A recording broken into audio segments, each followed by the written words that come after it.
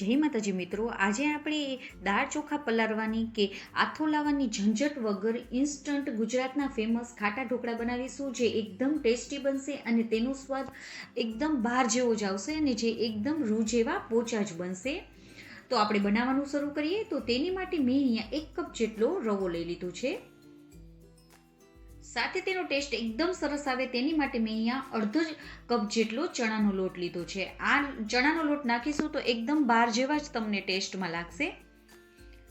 સાથે મેં અહીંયા આદુ, લસણ અને મરચાંને મિક્સરમાં પીસી લીધા છે. તમે લસણને સ્કીપ પણ કરી શકો છો તો તે નાખી દઈશું, પણ જો લસણ નાખશો તો તેનો ટેસ્ટ એકદમ સરસ આવશે. સાથે આપણે જરૂર મુજબ મીઠું ઉમેરી દઈશું. ઢોકળાનો સરસ કલર આવે તેની માટે આપણે હળદર નાખીશું અને થોડી હિંગ એડ કરી દઈશું. બધાને આપણે સરસ રીતે મિક્સ કરી દેવાનું છે. હવે મેં અહીંયા ખાટી છાશ લીધી છે. જો તમારી પાસે ખાટું દહીં હોય તો તમે તે પણ લઈ શકો છો. તો મેં અહીંયા 1 કપ જેટલું લીધું છે. તો હવે થોડું થોડું કરીને નાખતા જઈશું અને તેનું સરસ બેટર બનાવીશું, જેથી કરીને આપણે બેટરમાં લમ્સ ના રહે. માટે આપણે થોડું થોડું નાખતા જવાનું અને બેટરને બનાવતું જવાનું. તો તમે જુઓ, આપણું બેટર સરસ રીતે મારે 1 કપ જેટલી અહીંયા છાશ જોઈ લીધી છે. તો હવે આપણે તેને એક જ ડાયરેક્શનમાં 5 મિનિટ માટે આવી રીતે હલાવીશું, જેથી કરીને આપણા ઢોકળા એકદમ સરસ બનશે અને તેનો કલર પણ ચેન્જ થઈ જશે. તો આપણા ઢોકળાનો ટેસ્ટ પણ એકદમ સરસ આવશે. આ પ્રોસેસ તમે જરૂરથી કરજો, તેનાથી તમારા ઢોકળા એકદમ પોચા રૂ જેવા બનશે. તો 5 મિનિટ આપણે એક ડાયરેક્શનમાં હલાવી લીધું છે. પછી તેમાં આપણે થોડું તેલ નાખી દઈશું અને પછી 1 મિનિટ માટે આવી રીતે હલાવી લેશું. તેલથી તમારા ઢોકળાનો સ્વાદ એકદમ સરસ આવશે અને તે શાઇન પણ સરસ મારશે તમારા ઢોકળા.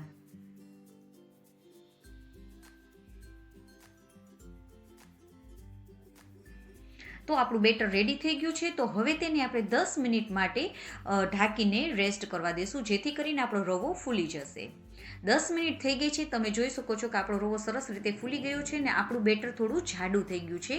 તો આપણે થોડું પાણી ઉમેરી અને તેને આપણે ઢોકળા બનાવતો હોય તેવું બેટર બનાવી લઈશું. તમારે જરૂર મુજબ પાણી એમાં ઉમેરી અને ઢોકળાનું આપણે જેવું બેટર બનાવતા હોઈએ તેવું બનાવી લેવાનું. તો તમે જુઓ, આપણું બેટર રેડી થઈ ગયું છે. આવું આપણે ઢોકળાનું બેટર બનાવવાનું છે.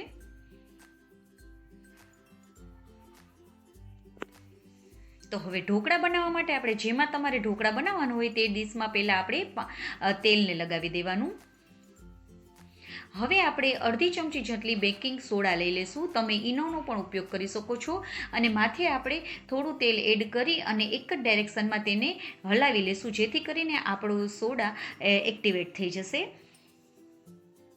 અને તરત જ આપણે ડીશમાં નાખી દેવાનું. અને સાથે મેં અહીંયા પાણીને પણ ઉકળવા મૂકી દીધું છે, જેથી કરીને પાણી આપણું એકદમ સરસ રીતે ઉકળી જાય.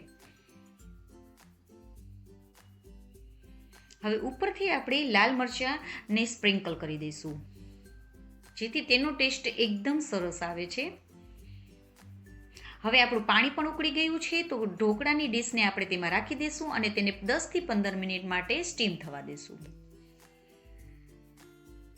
તો આપણે 15 મિનિટ થઈ ગઈ છે. તો તમે જોઈ શકો છો આપણા ઢોકળા એકદમ સરસ રીતે ફૂલી ગયા છે. તો હવે તેને આપણા ઢોકળા થઈ જ ગયા છે તેને ચેક કરવા માટે આપણે ટૂથપીક કે તમે ચાકુની મદદથી આવી રીતે તેમાં નાખી અને જોઈ શકો છો. જો તમારે ચોખ્ખી જ આવે, ક્લીન આવે, તો ઇન મીન્સ કે આપણા ઢોકળા રેડી થઈ ગયા છે. તો તેને આપણે કાઢી લેશું અને ઉપરથી આપણે મગફળીનું તેલને સ્પ્રિંકલ કરી દઈશું. તમે મગફળીના તેલનો ઉપયોગ કરશો તો ઢોકળાનો સ્વાદ એકદમ વધારે સરસ આવશે. અને હવે તેને થોડી વાર માટે આપણે ઠંડા પડવા દઈશું. તો આપણા ઠંડા પડી જાય એટલે આપણે હવે તેને કટ કરી લેશું. તમે ગમે તે શેપમાં કટ કરી શકો છો. ડાયમંડ શેપમાં પણ કટ કરી શકો છો અને સ્ક્વેર શેપમાં પણ કટ કરી શકો છો.